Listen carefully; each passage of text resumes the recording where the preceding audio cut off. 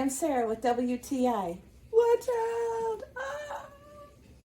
Are you a mom that's so sick of picking up the dirty clothes out of your son's room that you just feel like burning the whole house down?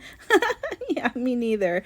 Anyway, this cute little laundry hamper is exactly what we needed. My son broke his hamper, and so he's just throwing his dirty clothes all over the floor, and this cannot happen. So we got him something fun and cute that he can throw his dirty clothes into, and he is very, very happy with it.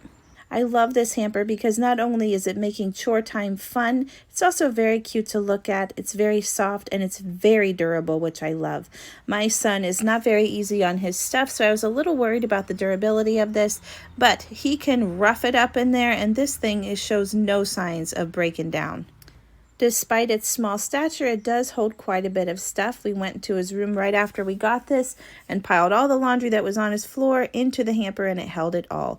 You can see here the size of it. This is him picking it up. He's 12 years old. He can even pick it up by its mouth and it will not rip or tear. So if you need a little help making chore time fun in your house, then you will love this hamper. And that's my point of view.